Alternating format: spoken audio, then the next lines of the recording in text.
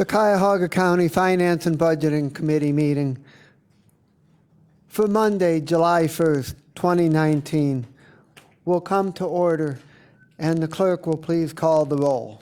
Calling the roll, Mr. Miller. Here. Mr. Tuma. Here. Ms. Simon. Here. Mr. Gallagher. Here. Mr. Strawn. Mr. Strawn is absent at the moment. Ms. Brown. Ms. Brown is absent at the moment. Ms. Baker. Here. We have a quorum. Thank you very much, and I understand Ms. Brown is on her way and will be with us shortly. And the next item on the agenda is the question of public comment. Do we have anybody signed in? No, Mr. Chair, no one is signed in. Okay, thank you. Next item is the approval of the minutes for the June 3rd, 2019 meeting. Those minutes are in your packet. Do we have a motion? So moved. Second. It's been moved by Councilmember Tuma and seconded by Councilwoman Baker to approve the minutes as presented. Any discussion? Hearing none, all those in favor say aye. Aye. Any opposed say no. Ayes have it, and the minutes are approved as presented. We are now pleased to have Bernie Marino with us to make a presentation regarding the blockchain efforts in Cleveland. As everybody knows, last December we held a historic world-class conference in Cleveland on blockchain that was very well attended and put us on the map, and Mr. Marino is going to give us an update on where we've progressed since then. Thank you very much for being with us. All right, well, thank you so much. Just a quick shout out to all of you, because we worked really closely with the county and specifically Ted Carter to get the conference up and running. We had it at the convention center. About 5 weeks before the conference started, we had about 150 people signed up. And so I started getting a little bit more nervous than I should have. I was actually worried more about attendees than people buying cars. But at the end, we had almost 2,000 people there, and we had to actually close the conference registration before the conference started. So it was really, really successful. What I want to do today is two quick things, just kind of give you an update on what Blokland is doing and where we're heading and where we stand with the conference. More of an informational, so there's no ask here. So that's the good news for all of you. Not asking for any money, just moral support. So, and really more to brief you on what's going on. Does that make sense? That makes sense. And before you begin, let me just share with the committee that we're in the process of having copies of the PowerPoints prepared, so you will receive them shortly during the meeting. So please proceed. Sure. All right. Perfect. Well, so two things. The first one is I wanted to share with you a clip, and I'm not going to share the full clip, but one of the really great speakers, in fact, the highest rated speaker in the conference was John Donovan, who is the CEO of AT&T Communications out of Dallas. And what he talked about in his speech, just completely by coincidence back in December, has kind of almost foreshadowed where we are right now with Blokland. So what I want to do is just share with you, it's 5 minutes, but it's really, really interesting. So as you can hopefully recognize as moderator is Beth Mooney. As all of you know, Beth Mooney is the chairperson and CEO of Key Bank. So as these technologies progress. Sorry, hit the button. It's interesting. I may sound. Sorry. And she's also on the board of directors of AT&T. Just want to make sure you guys knew that connection, that Beth, obviously our local CEO, but up as a chair AT&T. I want to just fast forward, because in this section right here, what John is talking about is 5G. And I'll talk about that in just 1 second, how important 5G is. And then from here, really gets into the question where Beth asked Mr. Donovan, what do you think about Blokland? What do you think about the possibilities of Cleveland becoming a significantly relevant tech city? And I wanted to share with you his answer. By a group of civic leaders, really to bring this together, and I'm going to give kudos to Bernie Marino at the Marino Companies, Destination Cleveland, to put together a very ambitious 3 days to really start people thinking about this shift, this pivot that these new technologies are going to bring. You do business in cities all over the world. Talk a little bit about what it would take for Cleveland to become a city of choice for talent and technology, and really realize the potential of this next wave of technology, blockchain solutions, and so forth. If it was a call to action, what would you say you think some of the ingredients of success will be? Wow, that's a tough and tricky question. Let me start by just telling the audience a confession. I grew up in Pittsburgh. I would have thought that would have got a boo. So We're polite, too. They're polite. We're Midwesterners, Yeah, we're polite. exactly. You left the polite part out.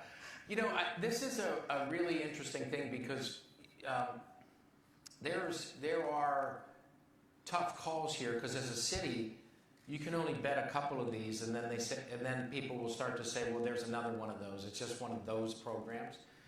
But when they work, they're magic.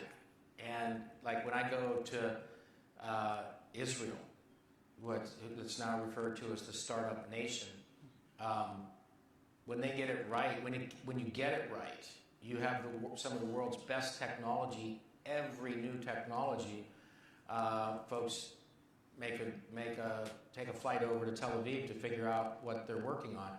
And so I view it as more about persistence than brilliance, and more about collaboration than capital. And so what that means is that you're going to have an intellectual hub, but you have to be in with the universities. You have to have, your intellectual energy has to be pointed to this.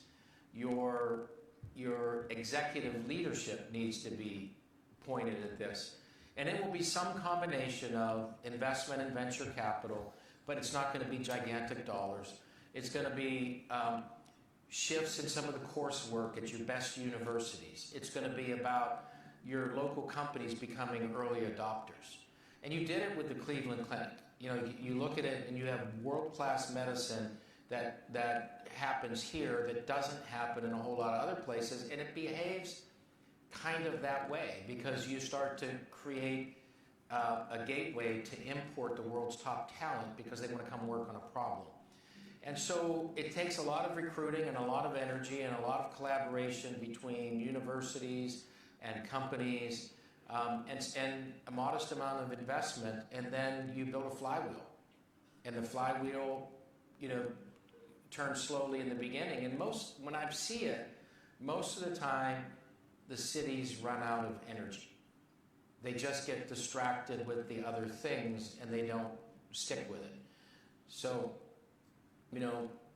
I mentioned to David in the back, my experience is the second this thing is over, start planning next year.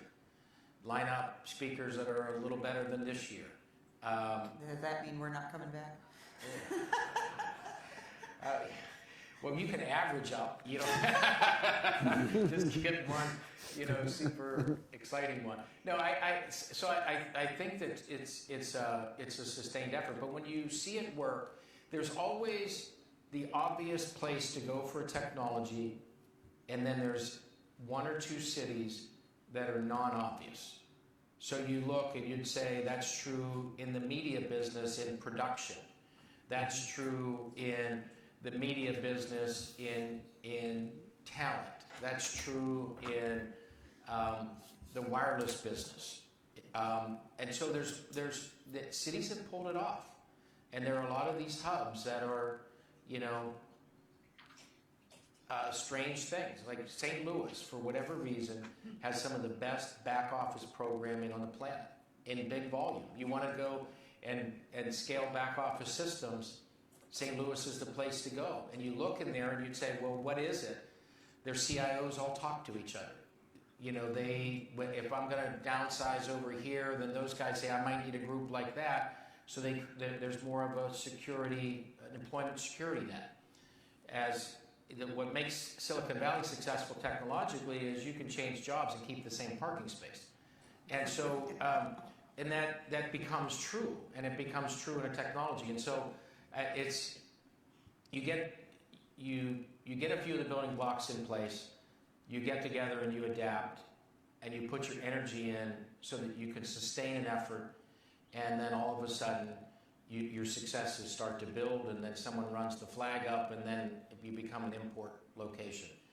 at the lake, you don't have great weather, and it's not Pittsburgh, but you do have a lot going for you. We got a lot of good water out there too in this. So I'll pause there. I just want to, again, I want to show the whole video. But I think in summary, what Mr. Donovan's talking about is this idea that this movement requires all the players in the ecosystem to get together to do this. And in that regard, we have some good news here. So let me flip to this one. This next one, I'm not going to show this video, but one of the things that came out of the Blokland movement, so when he left Cleveland in December, between Beth and some other CEOs in town, showed him what Cleveland was doing, and AT&T's made the decision to roll out 5G in Cleveland, first in Ohio, and probably first fully implemented city in America if they go on their timeline. And what 5G basically is, it's not the 5G that lives on your phone today, because if you go on your phone today, it says 5GE if you have AT&T or LTE if you have Verizon. 5G will make your phone between 10 and 20 times faster than it is today. And basically means that your phone, instead of needing space here, would just become basically a window to the network, and it gets rid of what's called latency. The idea that if I'm talking to you, you can hear me instantly, but if we're doing that on a cell phone, there's a delay. It's called latency. What that will help is do things like autonomous driving vehicles. So if a car is pulling down 9th here, and it gets to Euclid, and it sees a pedestrian, the computer asks the question, what should I do? How do I react? And that latency can take half a second, but in that half a second of processing time, the cars hit the person. So you can't have any latency to have autonomous driving vehicles, and that's one of the things that 5G will enable. So it's really, really exciting for Cleveland that AT&T is willing to make that investment and make that happen here. The other thing they did as part of this initiative is you looked at it broader and said, we want to take our AT&T resources and marshal them and laser focus them on Cleveland. So they started an initiative called Believe Cleveland, which you'll hear a lot about. They started with a $350,000 investment this year, and they'll scale that up as they go. So it's really, really exciting. So this is just a message from the Lieutenant Governor that was at the GCP meeting that I wanted to share with you. Okay, before we start, just to note that Councilwoman Brown has joined the meeting. Thank you. All right, thank you. So back to what John Donovan said. How do you make this part of the fabric of the community? Just as a quick personal story, in case, if you've heard this, I apologize, but the reason I got involved with Blokland is because when I decided to sell my car dealerships, I had 30 car dealerships in 4 different states, and I decided to move into the tech business, sold all but 2 of my dealerships, one here in Cleveland and one in Miami. I got the smart people together and said, okay, we're going to build this tech company, so we got a CEO, chief technology officer, et cetera, and every single one of them told me not to do this in Cleveland, that Cleveland was the wrong place to build a technology business. And from my personal perspective, I was going to do it here either way, so that's not an issue. And we are building a tech company here in Cleveland. But what I wanted to do is answer the question of what would it take for the next person, the next entrepreneur to say the obvious place to build a technology business is in Cleveland. And that's what Blokland became. And these are the 10 areas that we said, these are the 10 ingredients, so to speak. It's kind of like if we said, we're going to make a cake. What are the 10 ingredients we need to make a cake? These are the 10 ingredients that it would need to be a tech and innovation area. So as we looked at those things, we started working on them. We marshaled somewhere about 15, 16, 1,700 volunteers, people who have full-time jobs that said, hey, I'm going to contribute to this effort. We have a very, very vibrant Facebook page, the Cleveland Blokland Facebook page, in which a lot of articles and information is shared. So this is where we started 13 months ago right now. So this is where it started with 20 people, 50 people, 100 people, and like I said, ended up at 15, 1,600 volunteers. But one of the things that's just been announced, and again, it goes to what John Donovan said, is the top 5 funders in Cleveland, the Greater Cleveland Partnership, the Cleveland Foundation, Team Neo, Jumpstart, and the Fund for the Economic Future have gotten together, which is great collaboration around this very topic, and created something that they're calling the Cleveland Innovation Project. And it basically takes 7 of those 10 items and as part of their mission, and says we're going to laser focus on this. And the big difference between these 5 funders doing it and Blokland doing it is that Blokland has a budget of 0. We're not a formal organization, and we're just volunteers. These 5 organizations have significant resources, and the fact that they're making this a top priority is absolutely fantastic. This is right from their page. You can see what their mission statement is.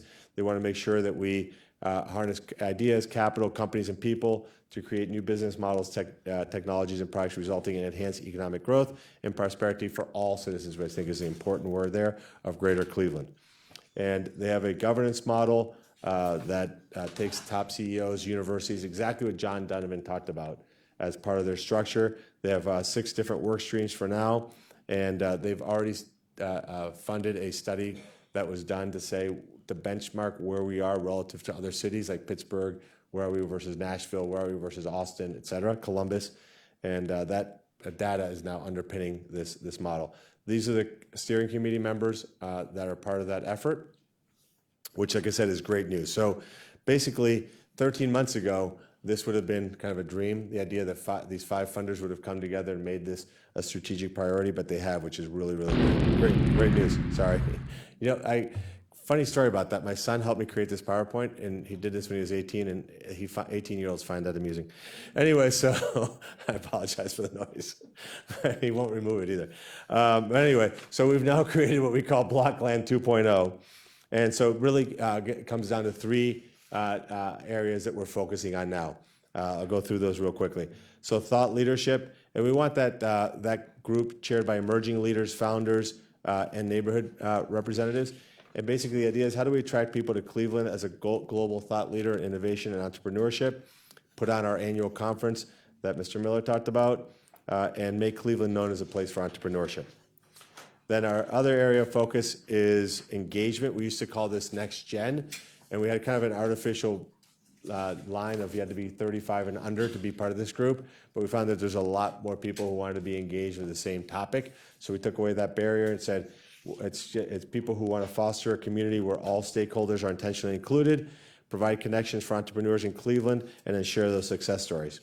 And then finally, what I'm also here to share with you today, what we've been working on for about 7 months, is Place. The idea that we create a center for entrepreneurship, a physical location where any type of entrepreneur can come together with all the support services that entrepreneurs require. And at the same place where corporates have their high-tech, their innovation centers, more creative spaces, and here's what we've got. So we've been working on this for 6 or 7 months, not the greatest kept secret in Cleveland, but we are looking at reimagining the Avenue Shops at Tower City as a center for entrepreneurship. You can see the statement here from Jim Katai, who's the chairman of Bedrock, and this has been signed off on to proceed with making this happen. And what I want to do is, and I'll end and see if there's any questions, just share with you some very, very, very, very, very, very, emphasize very high-level vision kind of ideas for how we see that center. So first of all, again, the idea is a campus that unites Cleveland's entrepreneurship community into one of the largest centers for innovation in the country. We want to ignite what we call an 18-hour town, downtown. The idea that the town never sleeps except for 6 hours. Most big cities, obviously, the 24-hour town, but I think 18 hours is probably the first step there. A like-minded community of shared spaces, downtown living, and programs and events that fuel the entrepreneurial ecosystem, and a culture of innovation to drive job growth, build up our communities, attract talent, and improve our economy. One of the unique pieces of the Avenue Shops at Tower City is that because it is a transit hub, it is incredibly inclusive for people all over the area because you can get there very, very easily. If you put something like this in a place where there's not accessible public transportation, you're automatically excluding a group of people who don't have cars and can't get to work. So this is very important that it's at the heart of the city. It's also obviously an iconic building and a landmark. So this is the first step is we envision, and again, this is all aspirational. So I'm not here saying that anybody in the Blokland group has the authority to do any of this. This is what we're advocating for, is to close Prospect Street between Morton's west to the next intersection and create what we call Prospect Park, a place for pedestrians, outdoor cafes, et cetera. And the idea is that the transit hub, this is where people would come out and land here. If you see the glass block there, we're looking at having that be an iconic building for a national tech company that would build something really cool there, but just a cool communal meeting area. There's another shot at the glass block. We obviously have some ideas for, we think companies that would be an ideal retail location for them. And of course, all of you are very familiar with where this is, and you can see how accessible it is to the greater Cleveland area via transport, even up to and including, of course, the airport. And the other thing is we connect Public Square to the river, and then hopefully past that, so you're really connecting the river to the lake. And this is what the reimagined space could look like. Again, we're early in terms of configurations of what this would all look like. The idea behind this is that entrepreneurs need to feel that they're not alone, that if I have an idea and somebody else has an idea and that we meet, those two ideas become better than the individual ones. And from there, the magic happens. We call it serendipitous collisions. So that's it. That is the entire presentation. Just want to bring all of you up to date on what we're doing, what we've been up to. I'll pause here, take questions, and then what I want to do is just give you a 5-minute update on where we are with the conference for this year. Okay. Questions? Mr. Chair, to Mr. Marino. Ms. Simon. Thank you for presenting.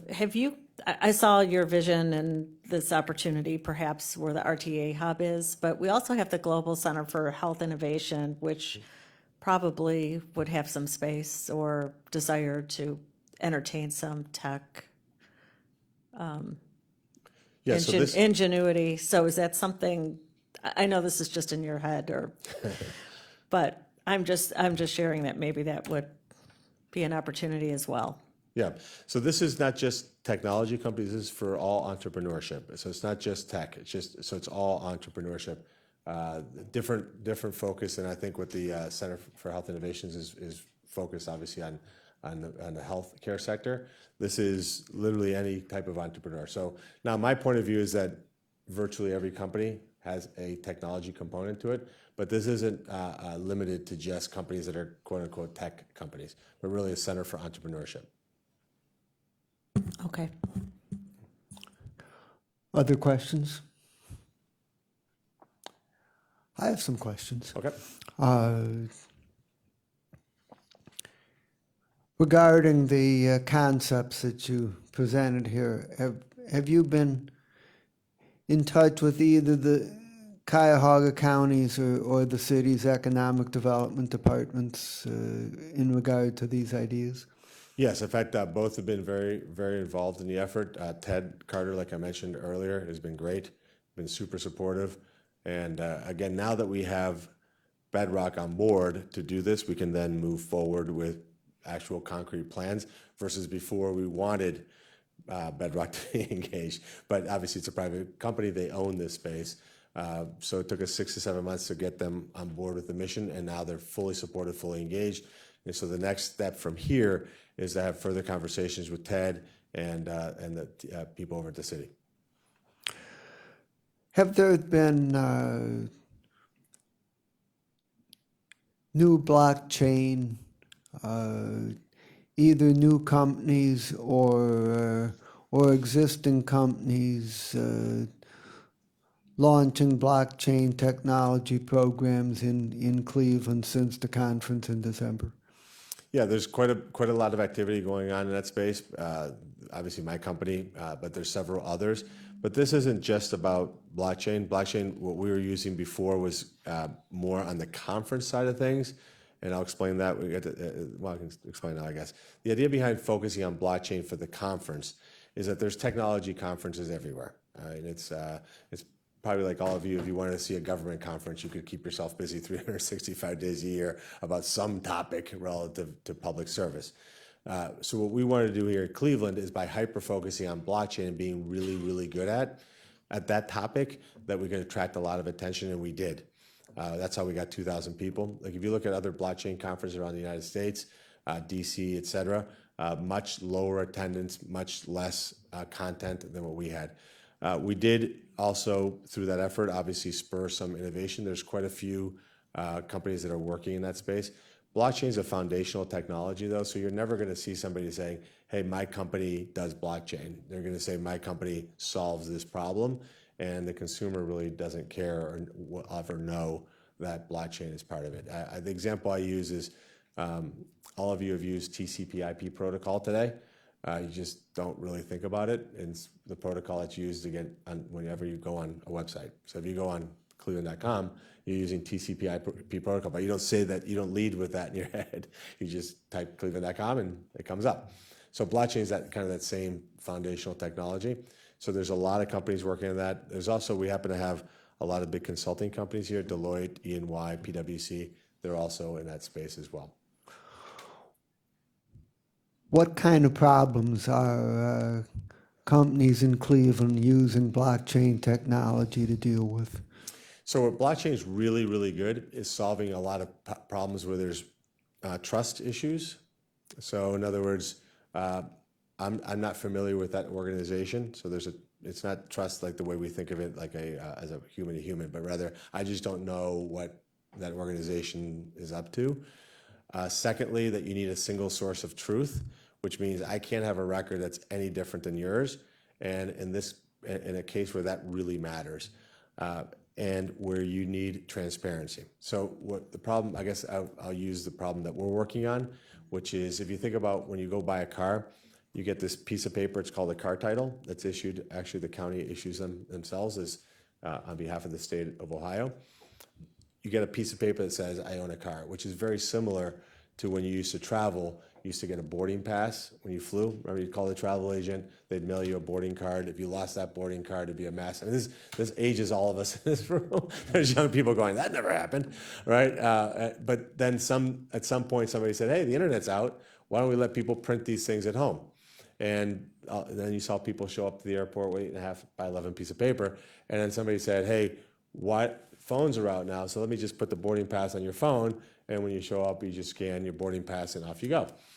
So what we're doing is think about the same analogy of the boarding pass is a current car title, and what we're doing is digitizing it. So basically your car title exists on your smartphone. So it allows transferring it easy, gate change announcements happen on a boarding pass. So in a car, you get lots of letters in the mail for cars that you haven't owned for a long time. B, if you now can ping the person on their phone and say, hey, you have a recall on your Ford F-150, you can hit a button, see what the recall is, hit another button, schedule a service. For banks, we went down and visited a bank down in Columbus. They had I want you to imagine what 900,000 car titles looks like in individual folders. So when somebody pays off a car, some human goes to that folder, pulls the folder out, says, Chantel Brown, yep, Chantel Brown, verifies the address, sticks it in an envelope, and mails it to you. And as they say, sometimes we don't get it right. So now all of a sudden you got, Dale Miller's title. And you're thinking to yourself, that's not what I wanted.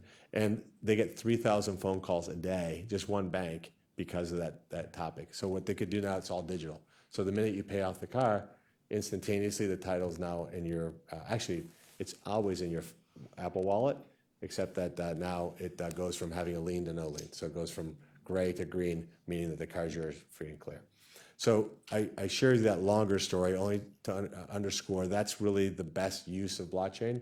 If you look at the way technology has developed over the last 20, 30 years, it's all the low-hanging fruits out of the way, the easy stuff. Now the less sexy stuff is really what's going to be dealt with. The stuff that there's just lots of paper, lots of people involved, and very cumbersome. That's where blockchain will solve problems. Okay, thank you. Other questions? Councilman Gallagher. So I have this right. So the blockchain technology, Cleveland is situated pretty well with medical. I'd say Columbus with institutional, Ohio State, and insurance and banking. So Ohio's kind of situated pretty good for that. So the blockchain technology goes into that. Blokland is the entrepreneurial side of it. So we're kind of set up pretty good on the medical side with entrepreneurship. We're aiming at that, or is that just a strong point that we have? Yeah, no, great question. So let me, because that gets a little confusing. So, and that's my fault because as we've developed this thing over the last 13 months, and we've gotten more and more people engaged. What I'm sharing with you today is no longer thoughts in my head. This is really the full group's efforts and ideas. So it may have started with an idea in my head, but it's much further than that now. So Blokland, the effort overall, has two components. One is this idea of putting on a conference that focuses on blockchain so that if people all over the country think about Cleveland, that they can say Cleveland is a relevant tech city because it's so good at blockchain. For example, the analogy to that would be you would think of maybe Pittsburgh as a place that you would, if you were in the robotics field, you'd say Pittsburgh's really, really great at robotics. That doesn't mean that that's the only thing Pittsburgh's good at, but that's a really a center of strength. Boston is really good at some of the top level domain areas and applications, right? Seattle, obviously good at software companies. So it's more, how do we get a seat at the technology table because we're just great at that? Kind of like what John Donovan talked about, that you can't just be just another city doing the exact same thing as everybody else, so that we can kind of own that space.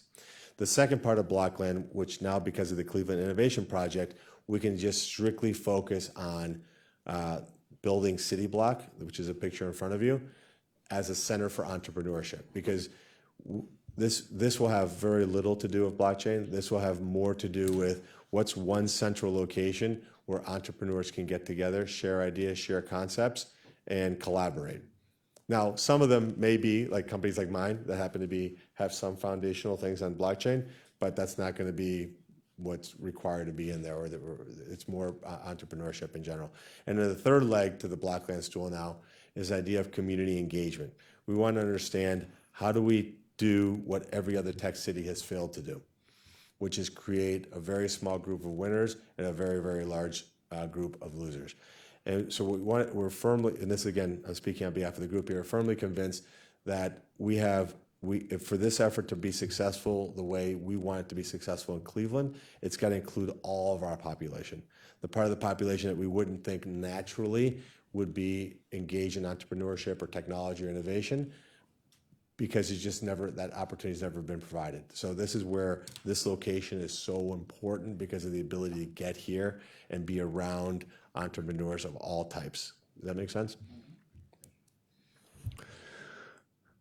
Could you elaborate on your comment that there would be a very small group of winners and a very large group of losers? Sure. I mean, the best example is San Francisco.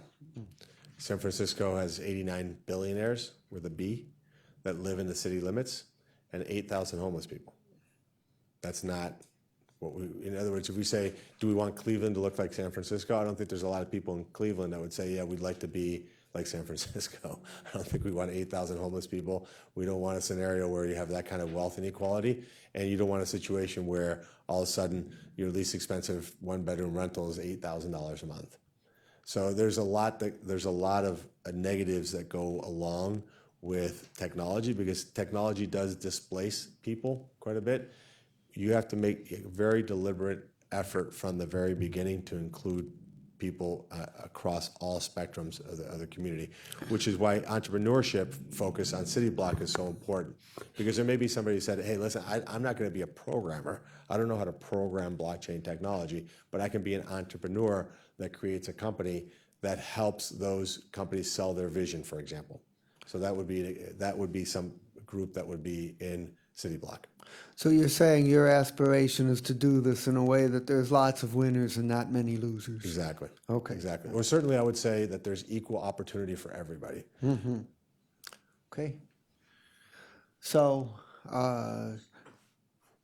Ms. Baker. All right, just trying to absorb a lot of what you brought us here today. So the five funders, the GCP and Human Foundation and Fund for Our Economic Future and Team Neo and Jumpstart, what when you call them funders, what is their role, and what are they contributing, and what outside, are they changing perhaps their vision as to what they've been working on differently than what perhaps you're bringing to the table? And how does that all bring Blokland into fruit? I mean, I guess I'm trying to see. Sure, how it connects? Yeah, how we have formed these five, and how they're perhaps changing what they may have thought was important. I mean, we're always talking about workforce training and entrepreneurs and, lack of capital, and aging county, education. I mean, all of that has always been part of this conversation when we talk about trying to lift people into technologies that are futuristic. So where are these 5 people? How are they contributing their knowledge and experience to create the Blokland vision? Sure. No, thank you for that question. So let me just clarify. So back 13 months ago, when we started on the Blokland effort, GCP in their strategic plan had talked about having to work on innovation before that. So GCP had already been thinking about that. And then we were running kind of in parallel. So I'm on the GCP board. I know Joe Roman very well. Joe Roman was one of the first people engaged in this effort. So I'd say up until today, basically, we were running in parallel. They're doing their thing, and we're doing our thing. What's changed is that they went out, GCP went out and collaborated with 4 other significantly funded organizations and said, why don't we together collectively make a strategic priority around technology and innovation?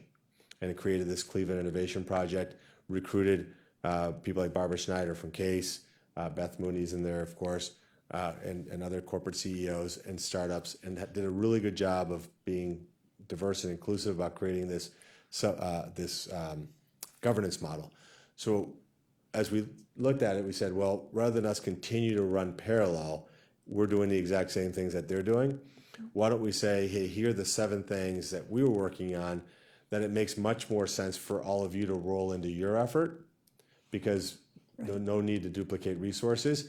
And by the way, again, the resource match was not really comparable. They have the resource to make that happen. And so what that allows, because they took on that mission as part of the Cleveland Innovation Project, it allowed us to focus on the 3 things that I mentioned: the conference, building City Block, and this community engagement. Does that make sense? So we'll still coordinate and communicate with each other, but the great news is that, because very seldom in Cleveland, we're really honest, do we have a scenario where we really genuinely collaborate and do things in mass instead of competing initiatives. So we're not in a position where we even entertain or want to be in competition with those 5 organizations. In fact, the opposite, we cheer the fact that they've come together to make this happen. And again, in full fairness and transparency, GCP started working on this before Blokland, and it's just gotten till literally 2 or 3 weeks ago where they've gotten to this point where they can take that on. So they'll work on the heavy lifting items, which makes sense, because things like what you just said, work, talent development, retention, those are entrepreneurial environment, talent, capital, all those are weighty topics. And while 1,500 volunteers is great, 1,500 volunteers with no budget is not really great. But 5 organizations with a budget and with resources and with staff can tackle those things in a much better way. And if I just may follow, thank you for that, that's helpful. So understanding that GCP was running parallel and that they are taking a leadership role, would you say? Oh, yeah, absolutely. Yeah, the So 5 of them together. The 5 of them together. yeah. And are they also involved in the vision of the, City Block? the city block and all that it takes to bring that together? So that's a great question. So great/tough question. So I asked that question on Wednesday at the board meeting, and I don't know that they've gotten to that point yet where they have a point of view on, do we need a physical place yet? But we certainly believe that we do, and we've moved ahead with Bedrock to make that vision come through. Obviously, we need and want their encouragement and support. Certainly on the conference side of things, I can tell you, and by the way, like I said, the leaders of those funders, 4 of the 5 leaders of those funding organizations were involved with Blokland from the beginning. Ron Richard, Joe Roman, Bill Kaler, and Ray Leach have all been involved since day one. So there's great cooperation. On the conference, I'll give you an example. Last year we had Blokland, like we talked about, you saw the clip, and then an organization called Wright that I'm sure you're familiar with, and OTEC, which I'm sure you're familiar with, and MCPC had gotten together and created the Business Tech Conference. That was in October. So we had 2 tech conferences. So for this year, we're combining those into one larger conference. So it's going to be the Solutions Conference with a Blokland component and a Business Tech component that will focus on cybersecurity. So there we're collaborating so that we have one big event. If you're the aspiration, if you're familiar with Austin, Texas, they have South by Southwest, which is this insane event. really unbelievable. This can maybe start as a baby South by Southwest and then kind of roll from there. But we think that by combining them, we can get 2,500 to 3,000 attendees. It'll be one sponsorship. We don't have to come to the county and say, hey, we're going to do this event. We want you to support it. And then they come to it and say, hey, we're going to do this event. We want you to support it. It's really one event that the whole community puts on. So I think that while they haven't answered the question of city block, I'm very optimistic that they'll see this as a natural fit for what they're doing and support it in the same way they're supporting the conference. Okay, I want to thank you for picking Cleveland and staying in Cleveland and bringing these seem very grand and needed ideas to Cleveland. So thank you for that, and certainly anything you would like to proceed on and talk about, I'm certainly willing to listen. Oh, thank you. Thank you. So that was a good segue. Perfect You to talk about the can, conference. you can tell us about the second conference and how it's going to be even Sure. more than the first one, which was spectacular. And I understand it's around December 7th or thereabouts. Is that correct? Yep, perfect segue. So it's December 9th to the 11th. There is a learning day on the 8th, which is Sunday. The idea behind Sunday is obvious. We want to have as many students and people who don't have to work that day there.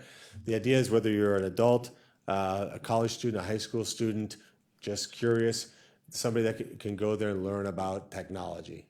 And we want to really amp that up. Last year we did that, not really understanding how many people we'd have, and the days were completely sold out. In fact, those rooms had people literally sitting on the floors. The fire marshal came by, had to throw a few out because it was just jam-packed. So this year, we're really excited about that component, and going to do a big learning day on Sunday, December 8th. Then on Monday and Tuesday, we'll have the conference focus on blockchain and from the perspective of solutions for business and government problems. Just like we did last year. John Donovan, I've been asked to him to come speak again because, again, he was the highest rated speaker. He's agreed to do it as long as he doesn't have a conflict like a AT&T board meeting, or he's in India somewhere, he can't make it to Cleveland. But so we're firming that up. We have a big aspirational ask to Mark Zuckerberg. You may have read in the news that Facebook has created their own digital currency called Libra. That's a game changer. The idea is instead of using a bank or a credit card or anything else, you transfer money through the Facebook platform. You're using their currency. There's a lot of people who maybe want to hear some things about Facebook that makes them think, am I going to trust you to do these things? So if we have him here at the conference, that'd be amazing. So if there's anybody who knows how to get a hold of Mark Zuckerberg and make that ask, that would be awesome. And then some other great speakers as well that we're launching. And like I said, that's Monday and Tuesday. And on Wednesdays, the Business Tech Conference. And we're going to focus that this year on cybersecurity, which is an issue for everybody. That cuts across every single industry. And we'll have some experts around that topic. So this is the idea of 3 days. We have 6 different industries, one of which is government, which is a well-attended event last year as well. 200 plus speakers. Last year we had 149 speakers, of which 19 were from out of the country. Workshops like we talked about. These are the sectors that we have. That's the audience, C-suite, investors, founders, lawyers, developers, students, government officials. And this is the idea is to create a best-in-class blockchain experience. And you can see kind of the topics that we're doing there. So no matter what your interest level is, you actually go there and you get something out of it. Whether if you're an investor, you find a deal to invest in. If you're somebody who's a provider, you find a buyer. If the relevant integration with the Cleveland Tech events, which we think is really, really important. And then more training and so that somebody, there's a great book called The Lost Einsteins. It talks about kids in the inner city who are ignored from technology and innovation. And if they hadn't been, you'd have some pretty amazing success stories. So we want to get people to come to the event and get triggered in a positive way. It says, this is something that's up my alley, and really take the next step to go forward. There are some great success stories about that. I'll share one with you real quickly. I met a high school teacher from Barberton, of all places. I've never been there. I say all places because I live in Westlake, so Barberton is like going to Pittsburgh. And he told me, he goes, hey, I just want to thank you for what you're doing in blockchain. I'm like, who are you? What are you doing? And he saw about the conference, attended it, went to one of the workshops, and created his own curriculum for his students. And he's teaching high school kids technology and blockchain from stuff that he gathered from the conference. And he said it's super popular class. The kids are really excited about it. Those are the kinds of things that we want to stimulate with the conference. So these are the people who are involved in planning this conference. This is much more than an event. It's not just a home show. We want to just put on a home show and get people to attend here. This is really about changing hearts and minds around Cleveland.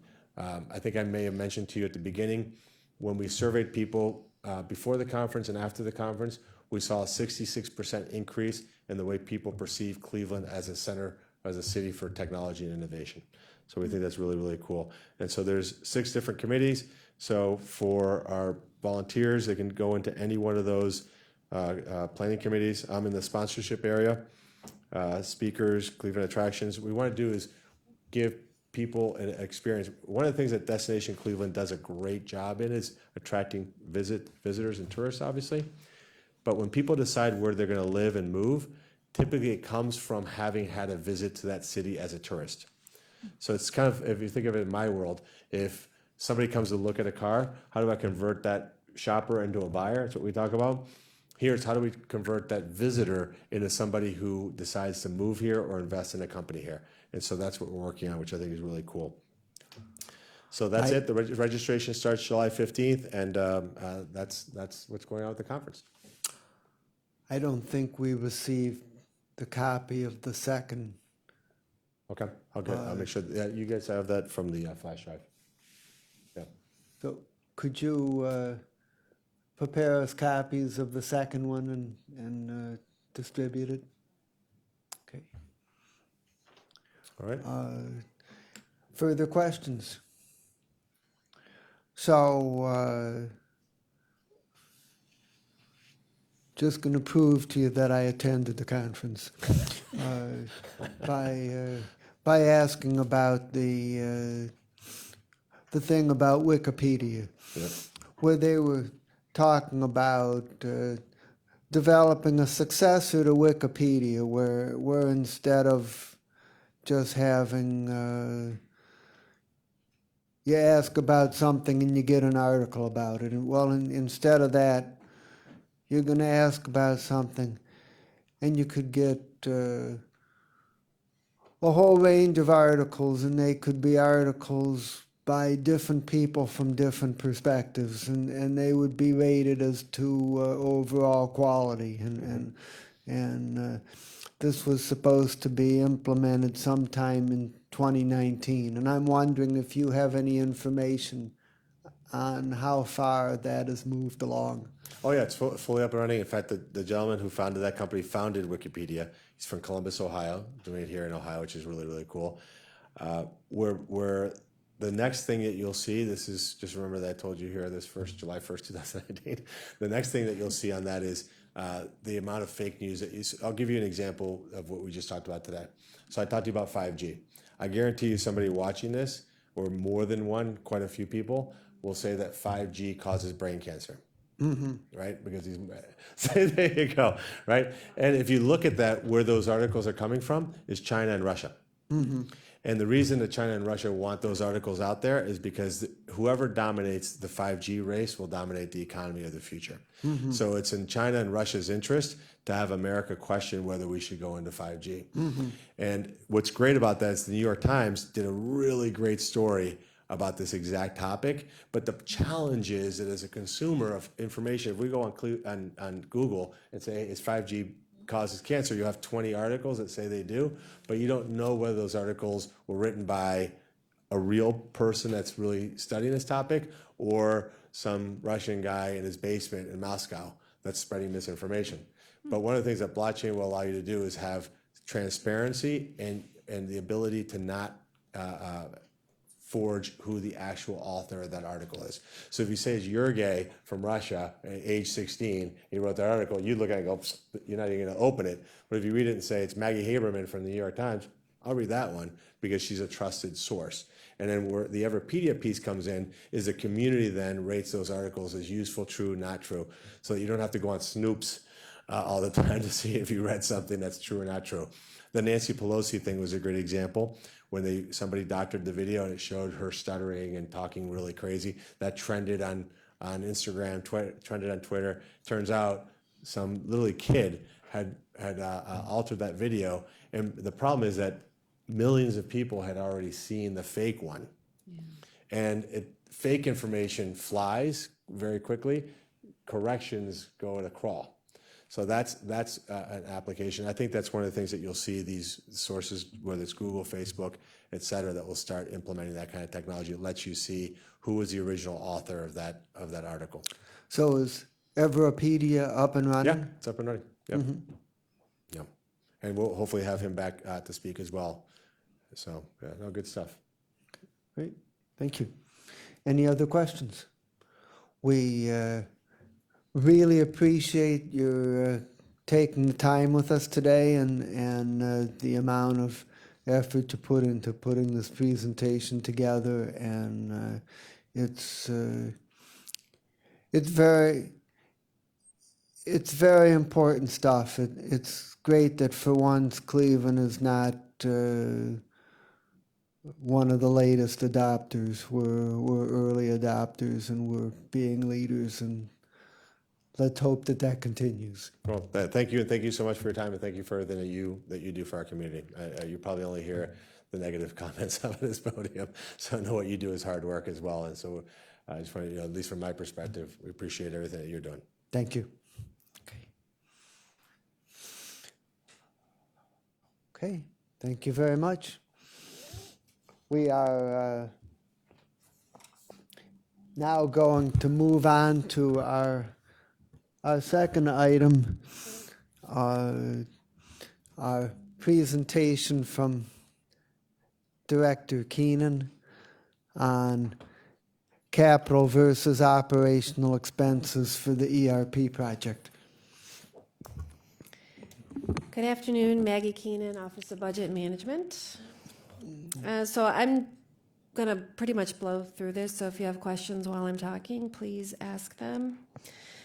So we've mentioned this before, but just as a reminder, OBM was asked to take a look at all of the ERP-related expenses and determine of those expenses that have already been incurred, which ones should be posting in the operating budget and which should be posting in the capital budget.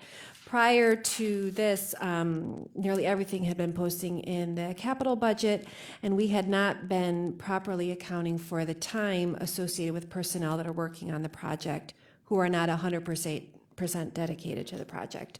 So what we did, working in cooperation with financial reporting and the Department of Internal Audit, was take a look at all expenses, develop some kind of base methodology of how we're going to categorize all the expenses, and then did an exhaustive review of everything that's posted and allocated it accordingly.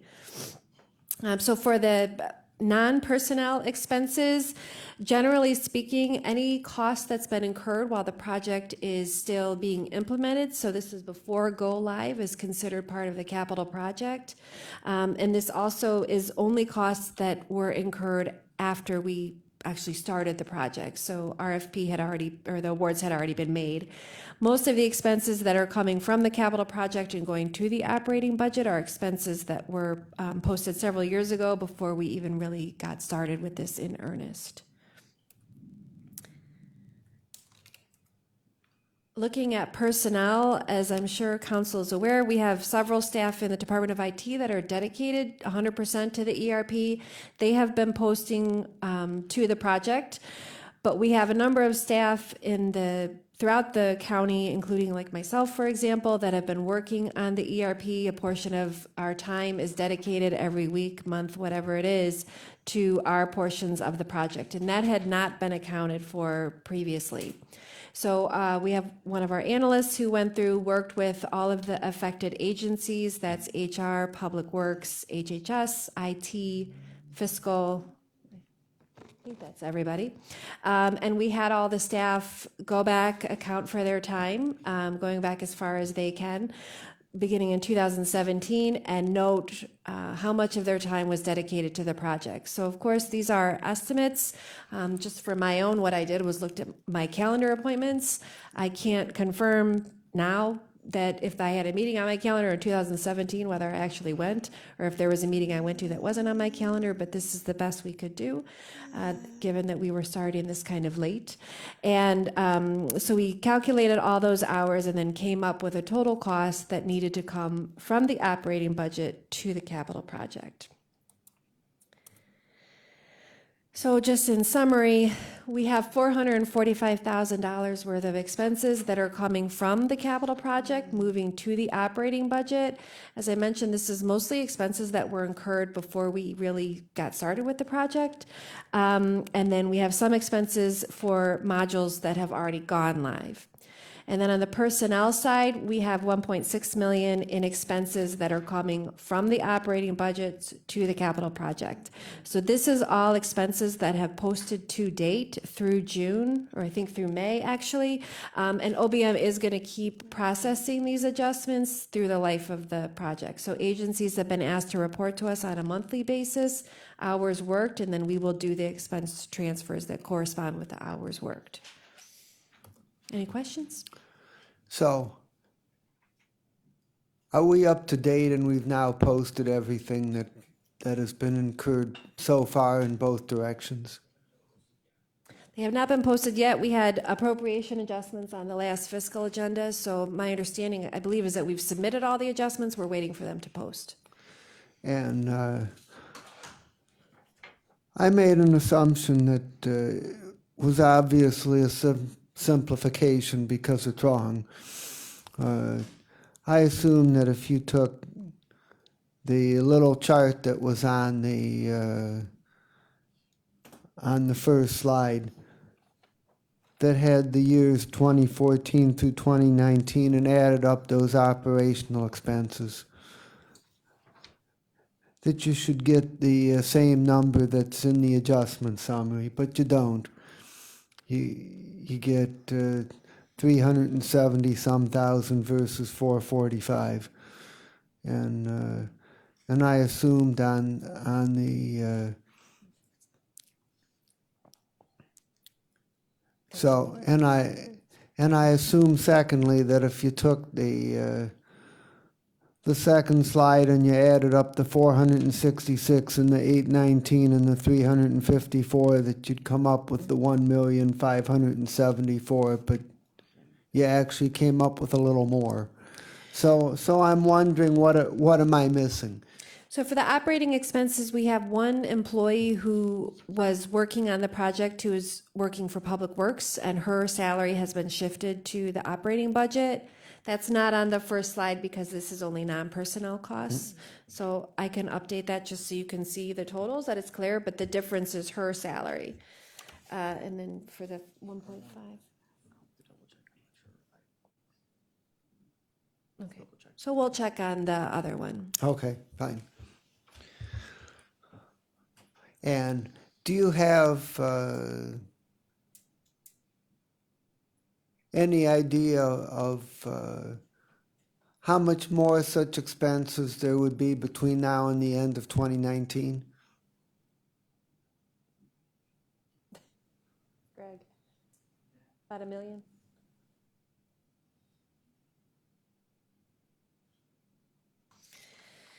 So we have a half year still to go of personnel costs, which will be about $1 million. For the 6 months? For the rest of the year, yeah. So 300,000 for the remaining 6 months. Okay, so right now,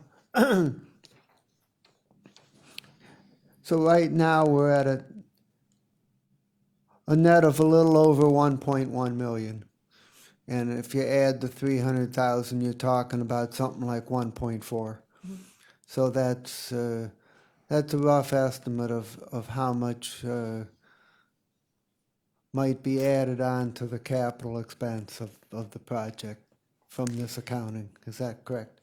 That's correct as of right now. Mm-hmm. So you know there are change orders in process. Okay, fine. Ms. Baker? So just so I understand, the 1.1 million, which is the net of the two, that has not been entered into the total cost of the 25 million. That is in addition to that amount and including any contingency?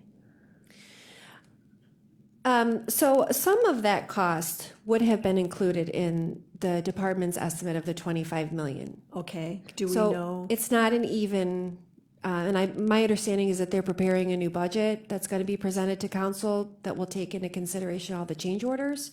Okay. So I don't want to misspeak or speak in place of them. The department would know best, but this is not all new to them, Okay, to the department. So So they're- some of these costs would have been considered. They just never were actually calculated, tracked, and processed. so we can, if I may, so we can anticipate that the change order that's coming will incorporate what you've given us here today, maybe less because they've already accounted for some of these funds. Well, the change order is separate. So on the last fiscal agenda we did submit requests to increase the department's budget and make adjustments to the capital budget. The capital budget that we changed was not 1.1 million because there was appropriation there that we could transfer to accommodate some of these costs. So that's one thing, but we did have to increase the total project cost. It's not a $25 million project anymore. The change order is a completely separate issue because that's just talking specifically about the Infor contract and other related consulting contracts that might have to be adjusted because the project is continuing beyond what we had originally anticipated. That's separate from this. That's outside. These of- adjustments do not take into consideration that there might be additional dollars being paid to the vendors. And I guess just for clarification, why wouldn't they be? Why wouldn't additional dollars being paid to vendors to support the ERP system be part of the overall capital budget? It is going to be part of the overall capital budget. When we made our request on the last fiscal agenda, though, we wanted only to cover this, just so that for audit purposes, you can see this was our calculation, this was the ask, and here are the expenses posted. So it all be clean, so that if an auditor comes by later and because when you make adjustments, particularly ones prior year, that usually gets questioned. And we didn't want it to say, oh, but it also includes this change order. It's very clean.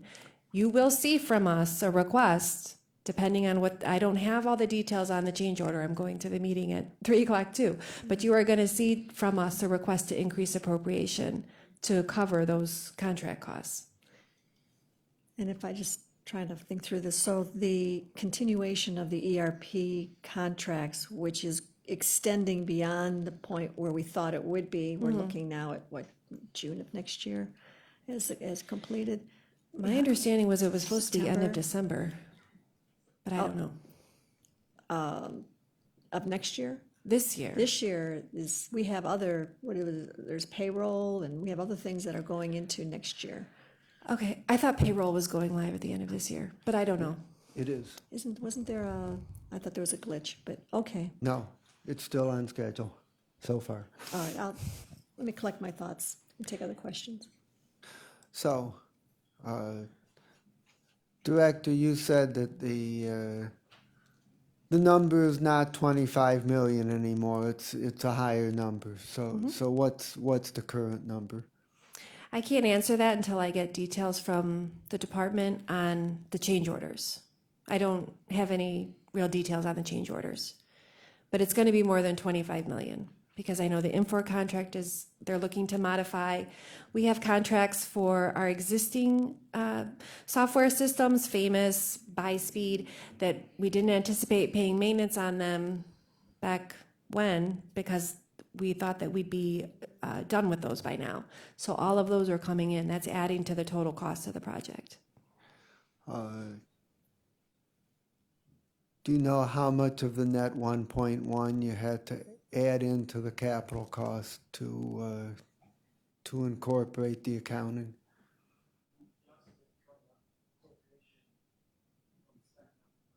We didn't increase any?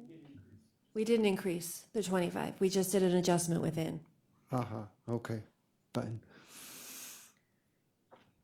If I may, then. Yes. In the Board of Control, as I may have mentioned to you earlier, we are approving licensing and extended time needed because we are going beyond the date of December. Right. Or beyond what the date was that we were supposed to be live. And are those numbers that we're approving today, I think we had a 358,000 licensing approval because we didn't anticipate we would have to keep using the same contract. Right. Because ERP was supposed to take over. Is that all considered in this when we approve those contracts? I mean, is it on your radar that this is coming to us and that this is being approved? It's on our radar, yes. That's in the operating budget, so it's not technically it's not part of the 25 million as you think of the 25 million, but OBM is looking at this project in total. What is the cost to the county? And those costs of the maintenance cost for our existing systems is on the radar. It's included in the cost of the project. The project was supposed to take 3 years and we're supposed to be done with all this, and now it's taking 5 and we have to keep maintaining those. That is a cost of doing that project. We did have one item on Board of Control that it was told to us, I thought that it was a capital expense. Was it training or retraining? I'll see if I can find it on here. I think you had, Here it is. I believe there was a contract for temporary workers, The wasn't there? the training from this morning was labeled as an operating expense. It was labeled as an operating. Not a capital expense. Right, okay. Director, regarding the 300,000 or so in staff costs that we expect to have to move into capital between now and the end of the year, how much of that is already programmed into the 25 million, and how much of that is unanticipated and would add to the capital cost of the project? We'd have to add. We'd have to add more. So the adjustment that we did on the last fiscal agenda matched this perfectly, just so it's all ties. When we transfer the additional expenses, we're going to be requesting additional appropriation. Unfortunately, none of this was anticipated in the $25 million budget. Well, this is not something that, yeah, we'd be happy if this weren't the case, but we have public works contracts on a weekly basis where they find unforeseen conditions underground and have change orders typically of 5 to 10%. If it's over 10%, well, then that's a big red flag. But it's. I'm just saying we don't like it, but it's not totally unexpected that a project of this magnitude would include some change orders. So we're gonna find out what it is and what we have to deal with it, and hopefully keep the project on or close to schedule from here to the end of it. Councilman Gallagher. I'd like to disagree. Jack Schrein and myself predicted this many years ago. No one listened. These charges were avoidable. Should not have happened. We are where we are, so I guess we're going to go forward. Be prepared. There will be more. There are things that we don't know yet. And, again, these are taxpayers' dollars. So, taxpayer dollars, avoidable charges, someone should pay. And as of today, no one has paid. We've had 2 people in front of us saying that they took control of this, and they would be responsible, and they walked out that door. Again, predicted by me, before they'd have to answer. So here we are. Let's get this done. We're going to pay. It's going to be closer to 30 than the 23. I remind everybody it was 23 million, not 25 million. And I think this is the first time that we've gone into contingency, which is really not something we want to continue doing. We've been pretty good up to this point. So we wish the administration luck, wish the administration would listen to us and wish for this project to end in a positive manner by working. Well, you know, I totally recognize the need to be diligent, to be totally focused on this project, and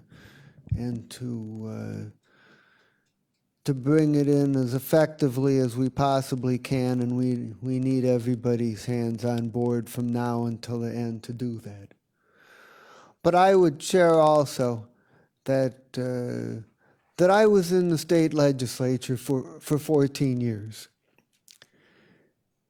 And while I was in the state legislature, there were a number of IT contracts that the state did, and every one of them that they did was like this.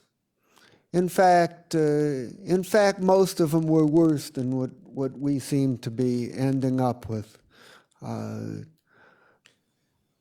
could have predicted it too, and it's only because these are very difficult and complex projects, and it's easy for us to sit around the table here and say that somebody else could have done better.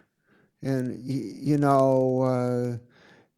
yes, I think that it was not ideal, but I think I think that too much finger pointing is not a good thing, and that we need to just all work together and get it done. Ms. Baker was next, and then Tuma. In Board of Control this morning, it was stated that, and I don't know if this is on your radar or not, but Infor, who I believe is going to be asking for another change order, they have a $600,000 contingency, and we have whittled that down now to, I don't have the exact number, but I think it's like 100 and something thousand. About 110,000. 110,000. So we asked in Board of Control to give us an itemized statement as to what the difference was between 600 and 110, so we can figure out where that money is. But are those dollars, which is called the 99 fund, are those dollars part of what it is that they're going to be asking for in their change order? No. So the previously, and I'm making up numbers because I don't have it all, but we had a $3 million contract with Infor. In that was their contingency. So you've already approved that, it's already been encumbered. The 99 fund, that's not anything that's not a fund of ours, so I don't know what that means, but it's not a separate fund. It's embedded in the contract.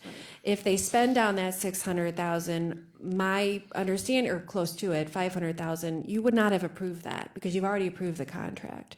What they're asking for now is to amend the contract, to take it from a $3 million contract to a X million dollar contract, however much they're asking for in this change order.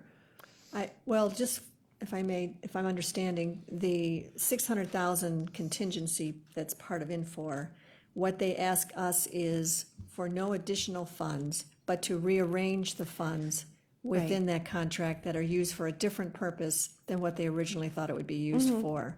So, but there still is a set amount of money that's within their contract that we're approving for uses of different things, which I would think would lessen what else they would have to ask for beyond that contract. And I'm just asking if we're, watching that, or how much contingency is there within the next contract that they're going to be asking for. And well, if they hadn't put the contingency in the original contract, they would be asking you for 500,000 more than whatever the ask is going to be whenever it comes to council. I don't know where this amendment is in the process. But so yes, they're asking for less now because they had built that in. I don't know if there's a contingency. I have not seen the proposed contract amendment. I have not seen the change orders. So I don't know what they've built into this in terms of a contingency. we could ask the next, okay. All right, thank you. Councilman Tuma. Thank you. Just as far as, the analogy or comparisons that the chairman made with respect to Public Works, I mean, I do understand things happen. Marketplaces dictate things and issues arise. But I think one of the issues that most of my colleagues have here is with the respect to this particular project is the lack of communication from the get-go. And this is not a reflection on you in any way, shape, or form. I'm speaking in general terms. In addition, the fact that there was never a consistent manager throughout this entire project, which council requested on numerous occasions, I think that impacts the total cost increases that we've incurred since the get-go on this project. So to just write some of these costs off as, something similarly situated to a public works situation, I just have to respectfully disagree with. This is a project that was put forth by the administration. The county executive or his staff should have had a very good handle on such a large project moving forward. And throughout this entire process, this council has had to go overtime on legislative oversight. We've had to, if we weren't a part of this process, I don't think that this ERP gets done. So that's just my 2 cents, and I just had to say something, so. Councilman Gallagher. Well, I hope the chairman wasn't suggesting that I'm pointing fingers. I'm running the red flag up the pole, and I did it almost day one, looking at the structure. It was about 5 years ago, 4 years ago. Just looking at the structure from the research that I did and the people that I trust that do this for a living that told me it wasn't going to work. Not only was I told, and I've said this story before, that it wasn't going to work because of the structure, it was going to cost more money. Fast forward to today. I'm not pointing fingers. I'm using facts. And the fact is, this was avoidable. I talked specifically and directly to the executive about this, and I told him, the structure doesn't work. It's not going to work. Nobody wanted to listen. And here we are. So if that's pointing fingers, then I wear it. But I've been right the entire time, and I don't take any joy in pointing that out. I at numerous times hoped that I wouldn't be right. Mr. Schron was the same way, having gone through an ERP at his own company. He knew the structure was wrong. We weren't listened to. We were dismissed at every corner. And even still, we're being dismissed because the structure isn't perfect. It's better, but it's not what we asked for. It still is not what we asked for because the executive committee has control. That structure doesn't work. Here we are, facts are facts. It's overtime, over budget, predicted 4 or 5 years ago, and here we are. So if that's pointing fingers, I wear it. I just want to be clear that I'm totally fine with the direction of my colleague Councilman Gallagher's comments. I just wanted to put it in the broader context of the tremendous difficulty and complexity of these undertakings, which are not easy for anybody. One other comment that I would like to make is that I would like to thank the director that you started out from a very early point, and you were the one of the leaders that talked about the importance of doing the capital versus operating accounting and to get that properly factored into the project, and I think you performed a public service by highlighting the importance of that and drawing attention to it, and I appreciate your efforts in bringing this information forward to us so that we can do the proper accounting on the project. Thank you for that. Thank you. Yes. Thank go ahead. you, Mr. Chair. So I have a question to the director about this actually costing more. Isn't this money spent otherwise, and now we're just doing an accounting ledger to show where the time was spent by employees who would otherwise be working and getting paid. So we're not out money. This isn't taxpayer money that That's is, correct. is being wasted. It's just how we account For for it. purposes of this, that's correct. The county's not spending more, but the project, if you look at the total project cost, it's more than it was originally anticipated because these costs were not originally anticipated in the 25 million.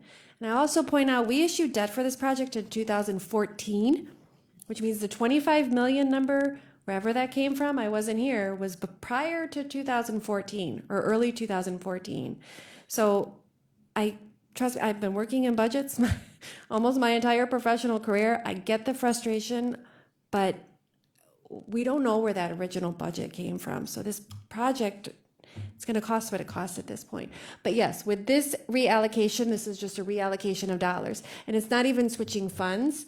I mean, it is technically, but it's not switching funding sources because the capital project is funded by the general fund. So it's just moving general fund dollars from here to here so that they're proper accounting. The project, I'm telling you, or I believe, is going to cost more than what we originally anticipated because you have change orders that are in process. Right, and it's two separate items. Correct. So the cost more is not this personnel, you're just indicating we're moving to another column.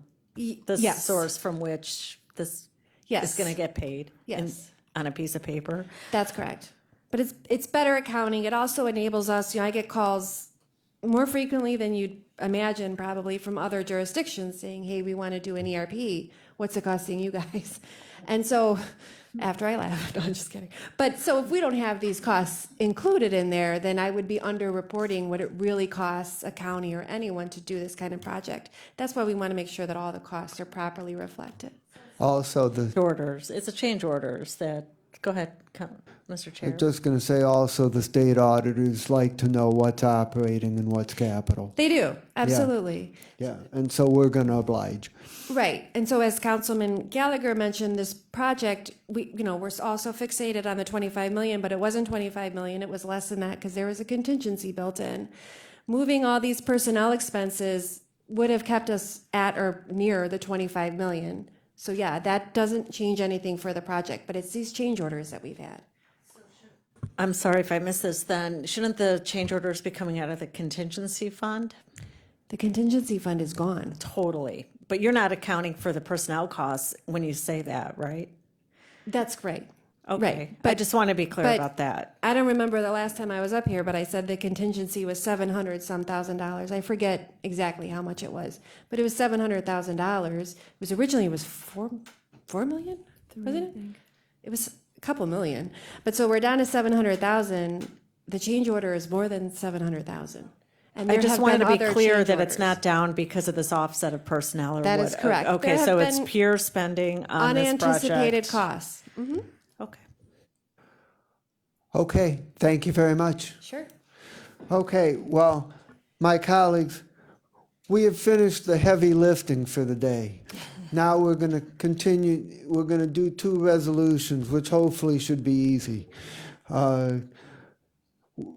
I would ask the clerk to please read Resolution 2019-0138. Resolution number 2019-0138, adopting the annual alternative tax budget for the year 2020. That was quick. Maggie Keenan, Office of Budget Management. What we're presenting today is the alternative tax budget. This is required by Ohio Revised Code. We do this every year. It justifies the taxes that we levy in Cuyahoga County. It's due to the Budget Commission by July 15th. So I am asking, because there was we did not have a Finance and Budget Committee meeting the last 2 weeks ago, that we passed this under suspension of the rules, second reading adoption. The numbers that we're using in the tax budget do not differ from what we presented to you at first quarter. We are proposing a reallocation of the inside millage for the general fund. So right now, the property tax revenue that comes to the general fund by law is broken out between the actual general fund and the general obligation bond retirement fund. In years past, the majority of the revenue went to the bond retirement fund. We are proposing in 2020 to reallocate that in favor of the general fund because we have one debt issue, general obligation debt issue that is going to be retired this year and another one that is going to be retired next year. So this is to the benefit of the general fund then because we can use those dollars and move them over. But that was presented at first quarter. Okay. So what's the, how much millage is being reallocated? So for 2020, we're proposing 0.9 mils to come to the general fund, 0.55 going to debt retirement, and currently it's 0.45 that comes to the general fund. So this is quite a substantial increase, which Okay, is good news good. for us. Okay. Any other questions about the tax budget? It's just a formal requirement that we have to do to meet a state requirement. Right. Would somebody like to make a motion to refer this resolution for a second reading suspension? I'll make that motion, second suspension. Is there a second? Okay, it's been moved and seconded to refer Resolution 2019-0138 to the full council with recommendation to leadership to put it on the agenda for second reading suspension at the next council meeting. Any further discussion? Hearing none, all those in favor say aye. Aye. Any opposed? It is so recommended. Thank you. Okay.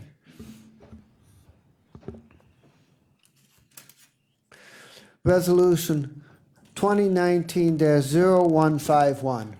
Resolution number 2019-0151, designating Dollar Bank Federal Savings Bank an eligible institution as a public depository of active and interim funds of Cuyahoga County, authorizing a bank depository agreement for deposits of said public funds in the deposit limit amount not to exceed $200 million for the period 7/1/2019 to 8/23/2021. Mr. Treasurer. Good afternoon, Chairman and members of the committee. Chris Murray, Cuyahoga County Treasurer, with our last depository agreement, which will carry us into August of 2021 in terms of operations. As you know, the Ohio Revised Code dictates that for all inactive monies, counties must have depository agreements with eligible banks. This particular agreement will give us a grand total of 8 depository agreements. Essentially, it's for insurance purposes. If a bank were to fail, if one bank were to fail, we can move our inactive cash into another federal institution. I'll take any questions. Any questions? Just by way of background, I would say that there's 2 kinds of these resolutions. There's this kind of resolution, which all it does is makes a bank eligible to do business with the county. Correct. Then there's going to be another type of resolution that I'm going to ask you about in a minute, which is the more extensive resolution where we bid out and actually contract for various services, and we're talking about raising issues about Community Reinvestment Act and other items of community performance as factors in. But this is not that. This is just the initial resolution that makes the bank eligible. That is correct, Councilman. Okay. So can you tell us what's the status of the second type of resolution? We have been hearing about it for a long time, but haven't seen it. Have we put that out for bid yet, or what's the status? Yes, the banking RFP, which I believe is what you're referring to, is now out for bid. We had a pre-bid conference with eligible institutions last week, and I believe the deadline is July 18th. And at that point, we will score and then start the process of working with the law department to put the resolution and a signed agreement in front of council. As I probably mentioned to you, maybe first quarter of this year, and as of right now, my estimate is still good. We want to have a first reading of the banking agreement or I should say, I want to have a first reading of the banking agreement on, in October.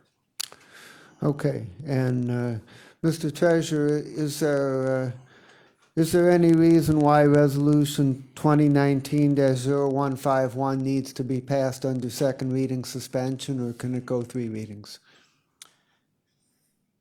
I believe it can go 3 readings because we won't be finished with our review of the banking agreement RFP responses until probably a month from now. Okay, fine. That's fine. Okay, so Ms. Brown is next, followed by Simon. Oh, okay. Thank you, fine. Mr. Chairman. Just thinking about this, and you may have stated it and I might have missed it. Was this, how many other organizations were considered? Well, we ended up with 8 depository agreements. And so I believe we looked at 9 or 10 banks. One did not, of the 10, one didn't respond, and the 9th one couldn't agree to our standard language in the depository agreement. So we're essentially working with primarily everyone that we solicited bids from. And essentially what we're trying to do, what we're tasked to do is look for institutions where there's a presence within our geographical area. So just to give you an example, Councilwoman, right now, Key, PNC, U.S. Bank, Huntington, First Federal of Lakewood, J.P. Morgan, Chemical, and then Dollar. Those will be our depositories for the next 3 years. They are the 3, those will be? They will be, assuming that this particular depository agreement is passed. That'll bring us to 9. Okay, thank you. Okay. I thought you said 8. Well, we have 8 now. We have 8 now, and this particular- brings us to 9. Sorry, Oh. did I say that? Hold on. You know what? I stand corrected. This will bring us to 8. This brings us to 8. That's what I thought. Yeah. You were right the first time. That's what Right. you said at the All right. beginning of your presentation. One more question, Mr. Chair, if I may. Please. Are the dollar amounts the same for all? No, they're not. Key, PNC, and U.S. Bank are actually larger dollar limits. Traditionally, at least since 2015, we've been working with these 3 banks primarily, and that's all of our inactive cash. So just to give you an example, this would be real estate payments, auto title fund, any entity within the county, not just the Treasury, that takes in cash. The monies would be deposited with these banks. What we're just trying to do with these additional depositories is just provide us, for want of a better term, insurance coverage. So if a bank fails, in theory, you can move your money to another bank. Okay, thank you very much.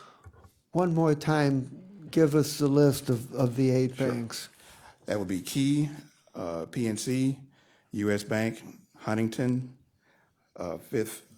First Federal of Lakewood, J.P. Morgan, Chemical Bank, and then the final would be Dollar Bank.